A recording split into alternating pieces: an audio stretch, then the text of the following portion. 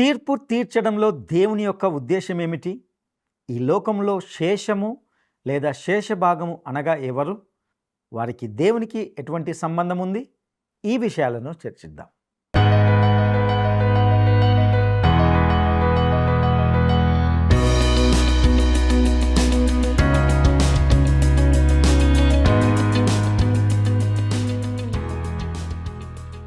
ప్రియమైన మిత్రులారా, మరొకసారి మిమ్మల్నందరినీ ప్రేమధార కార్యక్రమానికి సాదరంగా ఆహ్వానిస్తున్నాం.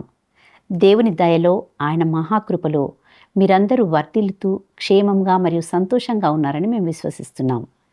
ఈ కార్యక్రమంలో మీ ఆధ్యాత్మిక జీవితాలకు మేలుకరంగా ఉంటున్నాయని, అందరి సత్యాలు మీ జీవితాలను రూపాంతరపరుస్తున్నాయని విశ్వసిస్తున్నాం.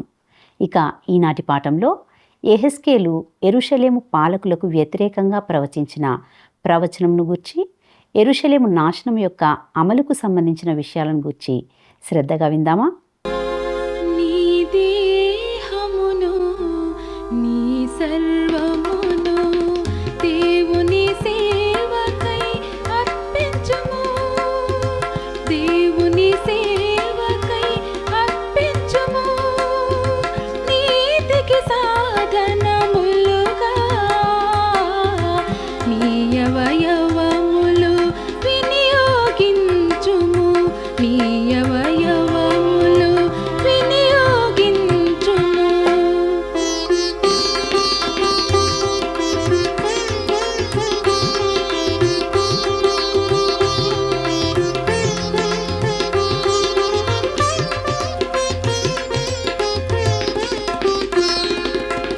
దేవుని వాక్యపు వెలుగులో నీవు నడచిన భీతి చెందవు. దేవుని వాక్యపు వెలుగులో నీవు నడచిన భీతి చెందవు. నిందారహితుడవై జీవించిన వ్యాధులు నిన్ను బాధించవు. నీ ఆవేదనలన్నీయు, నీ ఆవేదనలన్నీయు ప్రభు సముఖములో నివేదించుము. నీ దేహమును, నీ సర్వమును దేవుని సేవకై అర్పించుము. నీతికి సాధనములుగా నీ అవయవములు వినియోగించుము. నీ అవయవములు వినియోగించుము.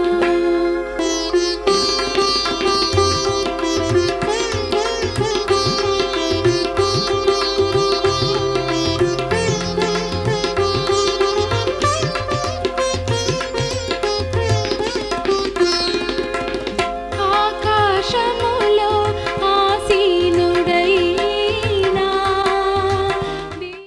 క్రీస్తునందు ప్రియమైన ప్రేమధార టీవీ వీక్షకులందరికీ మన ప్రభువును రక్షకుడైన యేసు క్రీస్తు పరిశుద్ధ నామంలో శుభములు తెలియజేస్తున్నాం. నేటి మన ఈ పాఠంలో యెహెజ్కేలు గ్రంథము 11, 12 అధ్యాయాలను ధ్యానించుకోబోతున్నాం. 11వ అధ్యాయంలో యెరూషలేములోనే ఇంకా మిగిలి ఉన్న ప్రధానుల విషయంలో ఒక ప్రవచనం ప్రవచించబడింది. చాలామంది ప్రజలు చెరపట్టబడినప్పటికీ యెరూషలేము ఇంకా నాశనం చేయబడలేదు. సిద్కియా ఇంకా సింహాసనంపై ఉన్నాడు. ప్రధానులు దేవునికి విముఖత చూపించడమే కాకుండా బబులోను రాజైన నెబుకద్నెజరుకు కూడా విముఖత చూపిస్తున్నారు. ఇక యెహెజ్కేలు గ్రంథము 11వ అధ్యాయము 1వ వచనంతో నేటి వాక్య అధ్యయనాన్ని ప్రారంభించుకుందాం. పిమ్మట ఆత్మ నన్ను ఎత్తి యెహోవా మందిరపు తూర్పు గుమ్మము నొద్దకు చేర్చి నన్ను దింపగా గుమ్మపు వాకిట 25 మనుషులు కనబడిరి. వారిలో జనులకు ప్రధానులైన అజ్జూరు కుమారుడగు యజన్యాయు, బెనాయా కుమారుడగు పెలట్యాయు నాకు కనబడిరి. ప్రియులరా, ఇక్కడ ప్రజల ప్రధానులైన కొందరు వ్యక్తుల పేర్లు ప్రత్యేకంగా పేర్కొనబడ్డాయి. ఇక హెహెచ్కేలు గ్రంథము 11వ అధ్యాయము 2-3 వచనాలను గమనిద్దాం.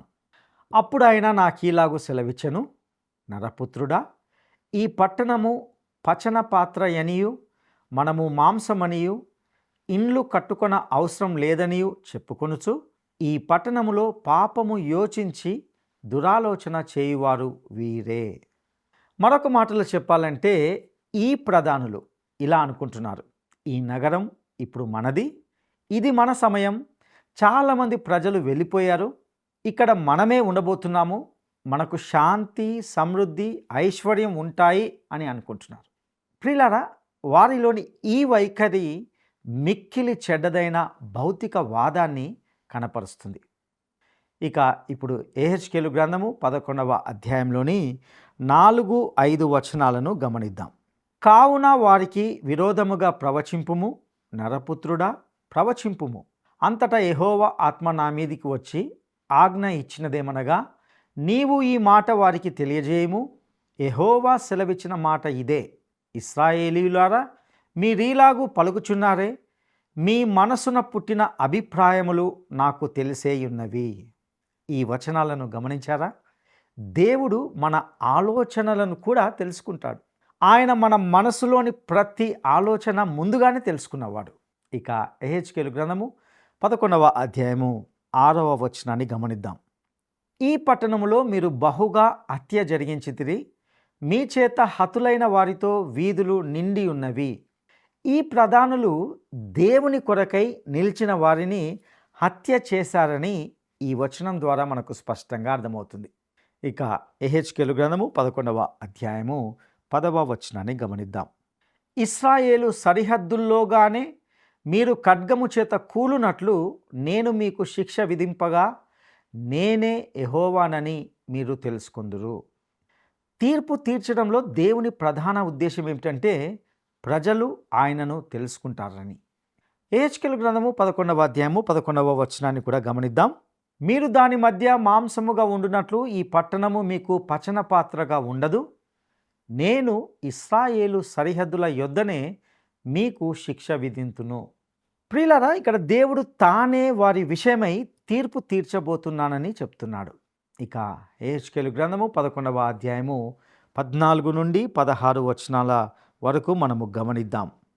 అప్పుడు యెహోవా వాక్కు నాకు ప్రత్యక్షమై ఈలాగు సెలవిచ్చెను, నరపుత్రుడా, యెరూషలేము పట్టణపు వారు ఈ దేశము మాకు స్వాస్థ్యముగా ఇయ్యబడెను, మీరు యెహోవాకు దూరస్తులుగా నుండుడి అని ఎవరితో చెప్పుచున్నారో వారందరూ ఇశ్రాయేలీయులై నీకు సాక్షాత్ బంధువులను నీ చేత బంధుత్వ ధర్మము నొందవలసిన వారునై ఉన్నారు. కాబట్టి వారికి ఈ మాట ప్రకటింపుము. ప్రభువైన యెహోవా సెలవిచ్చినదేమనగా, దూరముననున్న అన్యజనులలోనికి నేను వారిని తోలివేసినను, ఆయా దేశములలో వారిని చెదరగొట్టినను, వారు వెళ్ళిన ఆయా దేశములలో కొంతకాలము నేను వారికి పరిశుద్ధ ఆలయముగా ఉందును. ప్రియులారా, ఇక్కడ దేవుడు అంటున్నాడు, నన్ను చూడబోవు శేష జనాంగం ఉంటుంది. వారు నన్ను చూసినప్పుడు నేను ఒక చిన్న దేవాలయంగాను పవిత్ర స్థలంగాను వారికి ఉంటాను. వారు నన్ను సమీపింపగలుగుతారు మరియు నన్ను కలుసుకోగలుగుతారు అని దేవుడు అంటున్నాడు. ప్రియులారా, మందిరము నాశనమైన ఈ కాలములో ఇదే దేవుని ఏర్పాటు అని మనము గ్రహించగలం. ఈ కాలంలో యెహోవాను వెదికిన వారిలో దానియేలు మరియు అనేక మంది ఉన్నారు. ఇక యెహెజ్కేలు గ్రంథము 11వ అధ్యాయము 17-20వ వచనం వరకు మనము గమనిద్దాం.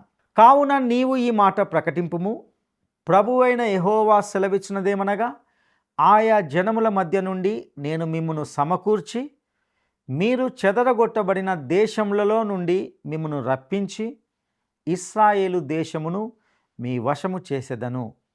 వారు అక్కడికి వచ్చి అక్కడ తాముంచి ఉన్న విగ్రహములను తీసివేసి తాము చేసి ఉన్న హేయ క్రియలు చేయుట మానుదురు. వారు నా కట్టడలను నా విధులను అనుసరించి గైకొనున్నట్లు నేను వారి శరీరంలో నుండి రాతి గుండెను తీసివేసి వారికి మాంసపు గుండెనిచ్చి వారికి ఏక మనసు కలగజేసి వారి యందు నూతన ఆత్మ పుట్టింతును. అప్పుడు వారు నాకు జనులయ్యుందురు, నేను వారికి దేవుడనయ్యుందును. ప్రియులారా, ఈ మాటలను గమనించారా? దేవుడు ఈ ప్రజలను తిరిగి వారి దేశానికి తీసుకువస్తాడు. ఇంతకీ తిరిగి వచ్చిన వారు ఎవరు? ఎవరంటే వారు దేవుణ్ణి వెతుకుతున్నవారు. 70 సంవత్సరాల చెర ముగిసినప్పుడు తిరిగి వచ్చిన శేషము 60,000 కంటే తక్కువ మంది మాత్రమే ఉన్నారు. ఇక యెహెజ్కేలు గ్రంథము 11వ అధ్యాయము 21వ వచనాన్ని గమనిద్దాం. అయితే తమ విగ్రహములను అనుసరించుచు తాము చేయుచు వచ్చిన హేయ క్రియలను జరిగింప బూనుకొను వారి మీదికి తమ ప్రవర్తన ఫలము రప్పింతును. ఇదే ప్రభువైన యెహోవా వాక్కు. చూసారా, దేవుని తీర్పు రాబోతుంది. నేటికి ఒక గొప్ప విషాదం ఏమిటంటే ఈ భూమిపై తీర్పు రాబోతున్నది అనే వాస్తవాన్ని నేటి సేవా పరిచర్యల వారు విస్మరిస్తున్నారు. దేవుని తీర్పు ఆయన ఉనికికి ఒక నిశ్చితమైన రుజువుగా ఉంటున్నది.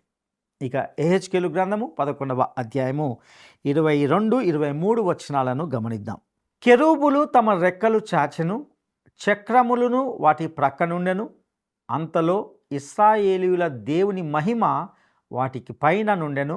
మరియు యెహోవా మహిమ పట్టణములో నుండి పైకెక్కి పట్టణపు తూర్పు దిశనున్న కొండకు పైగా నిలిచెను. ప్రియులారా, ఈ వచనాన్ని గమనించారా?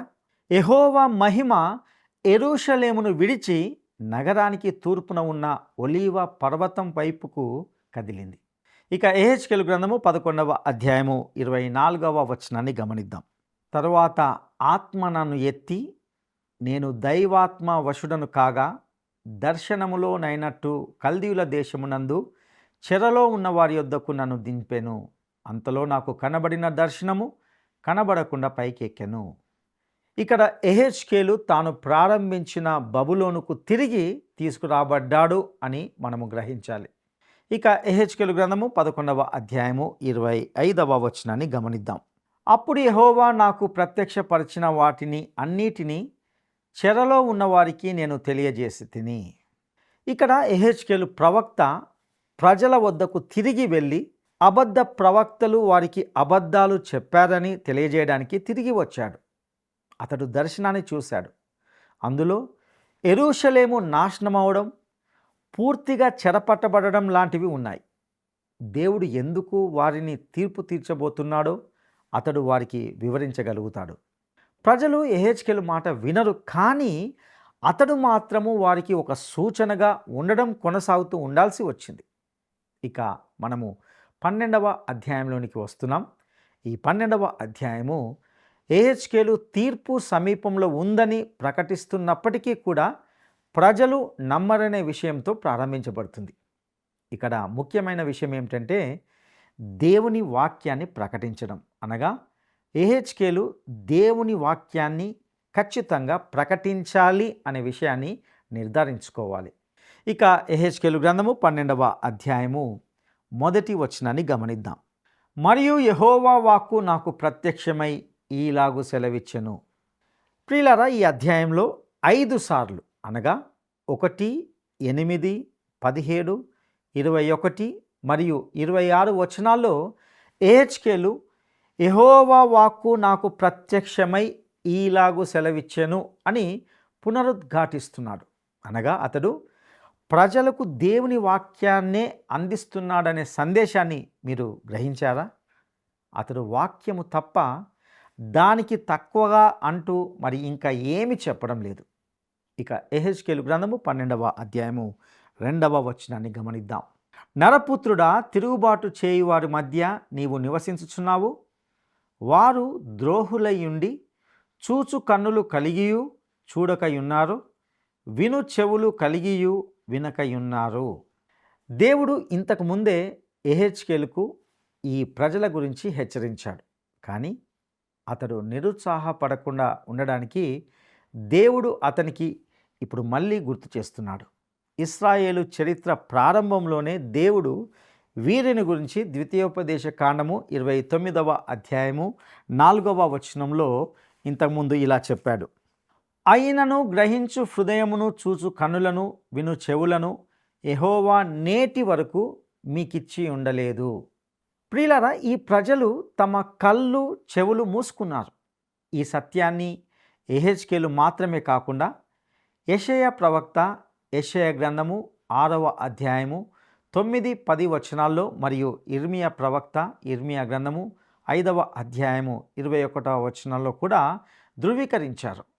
అదనంగా అపోస్తులుల కార్యాల గ్రంథం కూడా ఇవే మాటలతో ముగిస్తుందని గమనించగలం. అపోస్తుల కార్యములు 28వ అధ్యాయము 26, 27 వచనాలను మనము గమనిద్దాం. మీరు వినుట మట్టుకు విందురు కానీ గ్రహింపనే గ్రహింపరు, చూచుట మట్టుకు చూతురు కానీ కాననే కానరని ఈ ప్రజల యొద్దకు వెళ్ళి చెప్పుము. ఈ ప్రజలు కనులార చూచి చెవులార విని మనసార గ్రహించి నా వైపు తిరిగి నా వలన స్వస్థత పొందకుండునట్లు వారి హృదయము క్రొవ్వియున్నది. వారు చెవులతో మందముగా విని కన్నులు మూసుకొని ఉన్నారు అని పరిశుద్ధాత్మ యెషయా ప్రవక్త ద్వారా మీ పితరులతో చెప్పిన మాట సరియే.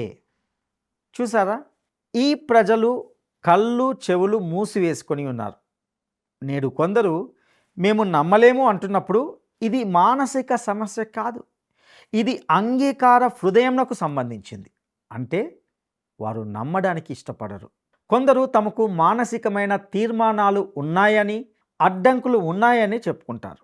నా ప్రియ స్నేహితుడా, మీ మనసు ఒక చిన్న అడ్డంకిని కూడా దాటడానికి సరిపోదు.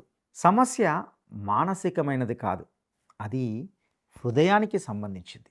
అది నీ హృదయంలోనే ఉంది. జీవితంలో పాపం ఉంది. ఎప్పుడైతే మనిషి దేవుని వైపు తిరగడానికి ఇష్టపడడో అప్పుడు అతడు నమ్మడానికి తన హృదయాన్ని సిద్ధపరచుకోడు. ఇక్కడ వర్ణించబడిన ఇశ్రాయేలు స్థితి నేటి ప్రపంచ స్థితిని అక్షరాల ఉన్నట్లుగా సూచిస్తుంది. అవిశ్వాసంతో కూడిన ఇశ్రాయేలు ఆత్మ మొత్తము ప్రపంచానికి ఒక చిన్న ప్రతిబింబం. అందుకే యెహెజ్కేలు గ్రంథము చెప్పే సందేశాన్ని మనము జాగ్రత్తగా పరిశీలించాలి. ఒకసారి ఒక గొప్ప దైవ సేవకుడు ఒక కళాశాల ప్రొఫెసర్తో మాట్లాడుతున్నప్పుడు ఆ ప్రొఫెసర్ ఆ సేవకుని యొక్క సేవను గూర్చి మరియు బైబిల్ గురించి ఆ సేవకుడు ఇచ్చిన వివరణలను ప్రశంసిస్తూ ఇలా అన్నాడు, అయ్యా అంతా మంచిదే కానీ నాకు కొన్ని మానసిక తీర్మానాలు ఉన్నాయి అన్నాడు. వాస్తవానికి అతడు ఒక మేధావిగా నాకంటే ఎంతో ఎక్కువ చూస్తున్నాడని అనుకున్నాను, కానీ అతని మాటలను బట్టి చూస్తే అతడు అలా నాకు కనబడట్లేదు. ఇంతకీ అతని నిజమైన సమస్య ఏమిటో మీకు తెలుసా? ఆ తర్వాత నాకు తెలిసింది, అతడు తన కళాశాలలోనే ఒక పూర్వ విద్యార్థినితో అనైతిక అక్రమ సంబంధాన్ని కలిగి ఉన్నాడు. ఆమె అతనికున్న మానసిక సమస్య. అతడు తన జీవితంలోని పాపాన్ని వదిలిపెట్టడానికి ఇష్టపడలేదు. ఇశ్రాయేలులో కూడా ఇలాంటి గ్రుడ్డితనమే సంభవించింది. నేటి ప్రపంచానికి కూడా ఇది వర్తిస్తుంది. ఇశ్రాయేలు యొక్క అవిశ్వాసం కారణంగా యెహెజ్కేలు ప్రజలకు కేవలం ఒక ఉపమానం చెప్పడమే కాకుండా దానిని నిజంగా చేసి చూపించబోతున్నాడు. ప్రియులారా, యెహెజ్కేలు చాలా తెలివైన వ్యక్తి. అలాగే అతనికి ఒక సహజమైన హాస్య భావన కూడా ఉండేదని నేను అనుకుంటున్నాను. అతడు ఈ క్రియలను చేస్తున్నప్పుడు అతని ముఖ భావాన్ని చూడడం ఎంతో ఆనందంగా ఉండేది. అతడు ఈ పనులు చేస్తున్నప్పుడు తనలో తాను నవ్వుకుంటున్నాడేమో అని నేను భావిస్తున్నాను.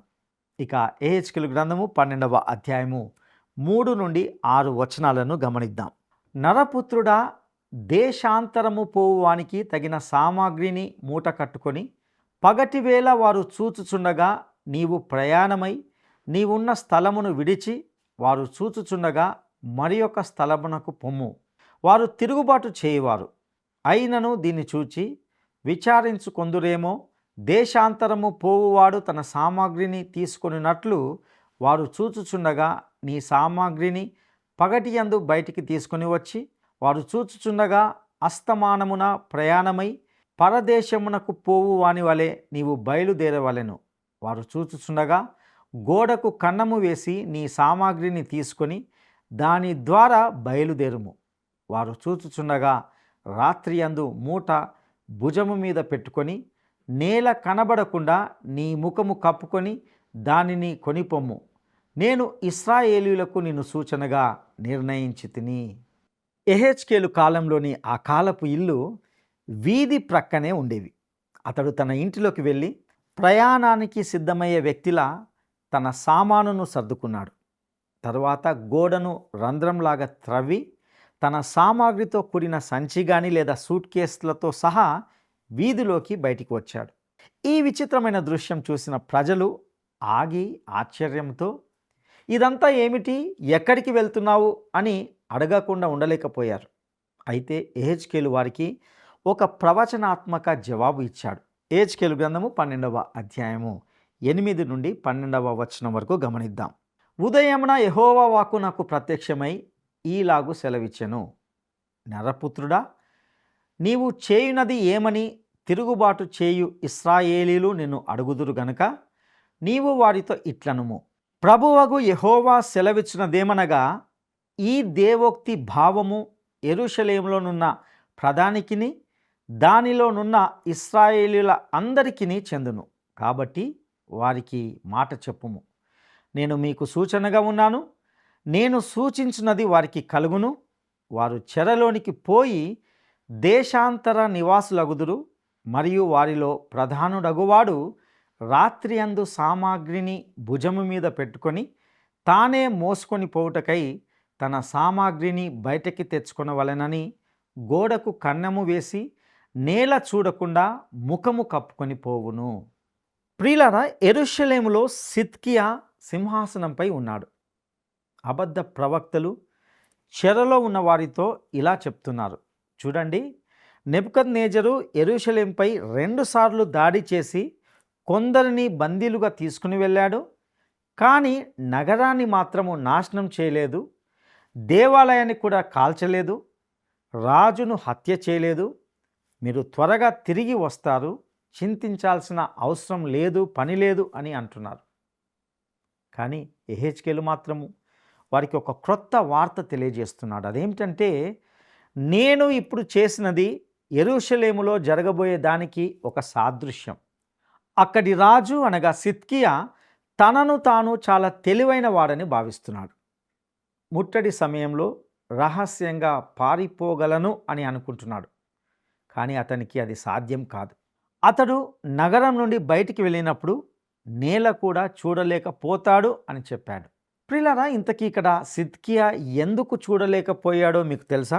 మనం ఒకసారి 2వ రాజుల గ్రంథము 25వ అధ్యాయము 1 నుండి 7 వచనాల్లో జరిగిన చారిత్రక సంఘటనను చదివినప్పుడు మనకు అర్థమవుతుంది. అక్కడ నెబుకద్నెజరు సిద్కియా కళ్ళు తీసేశాడు. సిద్కియా ఒక మోసగాడు, దుష్టుడు.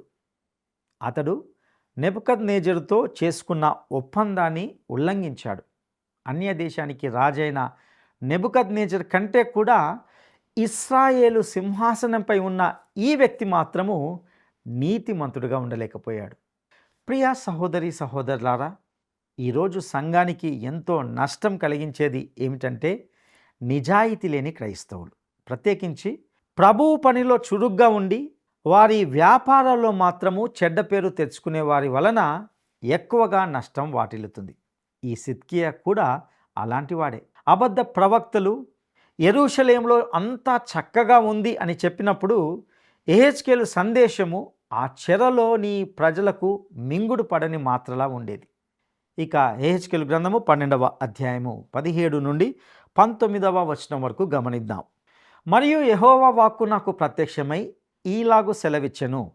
నరపుత్రుడా, వణకుచునే ఆహారము తిని తల్లడింపును, చింతయు కలిగిన నీళ్లు త్రాగి దేశములోని జనులకు ఈలాగు ప్రకటించుము.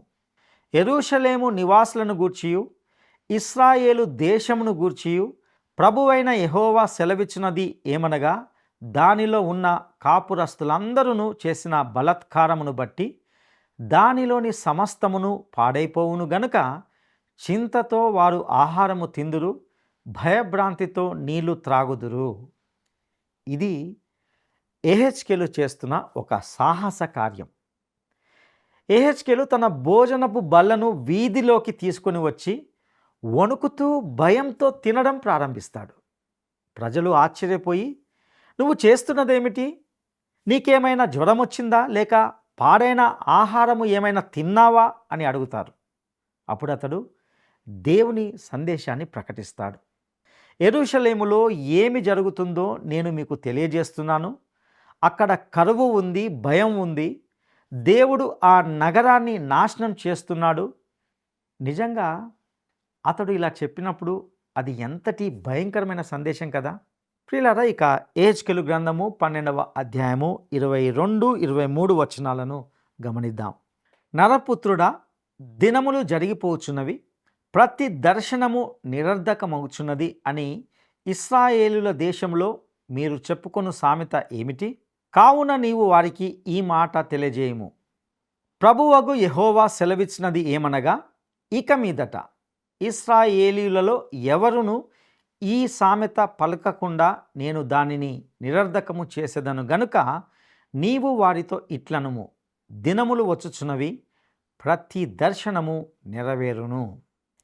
ప్రియులారా, యెహెజ్కేలు ఇక్కడ తన ప్రజలతో దేవుడు ఇంతవరకు ఓపికతో ఉన్నాడు, కానీ ఇప్పుడు అది ముగింపుకు వచ్చింది, చెర సమీపిస్తుంది, దేవుడు ఇక వేచి ఉండడని స్పష్టంగా చెప్తున్నాడు. ఇక యెహెజ్కేలు గ్రంథము 12వ అధ్యాయము 28వ వచనంతో నేటి అధ్యాయాన్ని ముగించుకుందాం. కాబట్టి నీవు వారితో ఇట్లనుము, ఇకను ఆలస్యము లేక నేను చెప్పిన మాటలన్నీ జరుగును, నేను చెప్పిన మాట తప్పకుండా జరుగును, ఇదే యెహోవా వాక్కు. ప్రియులారా, ప్రతి ఒక్కరు కూడా భవిష్యత్తు అందంగా ఉందని నమ్మాలని అనుకుంటారు. కానీ మన ఎదుట ఉన్న అందమైన వాస్తవం ఏమిటంటే, ఒకానొక దినాన ప్రభు తన సంఘాన్ని ఈ లోకం నుండి తీసుకువెళ్ళడమే. అదే మనకు ఏకైక నిరీక్షణ. ఈ లోకం ఎప్పటికీ బాగుపడదు, ఎన్నటికీ శాంతి రాదు.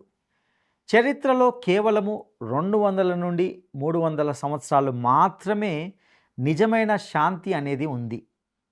మనిషి తాను ఒక క్రొత్త లోకాన్ని నిర్మిస్తున్నాను అని భావించడం కేవలము ఒక నెరవేరని ఆశ మాత్రమే.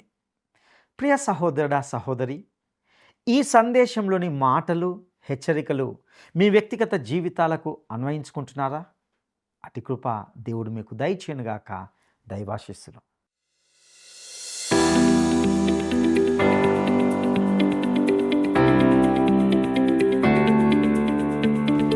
యెహోవా మహిమ యెరూషలేమును విడిచి నగరానికి తూర్పుననున్న ఏ కొండ వైపుకు కదిలింది. యెహోవా మహిమ యెరూషలేమును విడిచి నగరానికి తూర్పున ఉన్న ఏ కొండ వైపుకు కదిలింది? 1 హోరేబు కొండ, 2 ఒలీవ కొండ, 3 కర్మెలు కొండ. ఈ ప్రశ్నకు సరైన జవాబును ఈ వాట్సాప్ నంబరుకు పంపండి. నేటి ఈ కార్యక్రమం మీ జీవితాలకు ఆశీర్వాదకరంగా ఉందని, ఇందలి సత్యాలు మీ హృదయాలకు హత్తుకునే విధంగా ఉన్నాయని నమ్ముతున్నాం.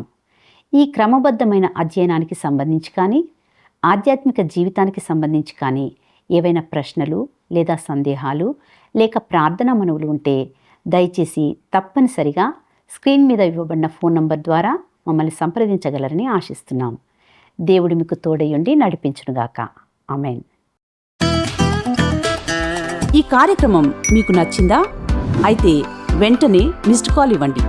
బహుమతి పొందే విజేత మీరే కావచ్చు.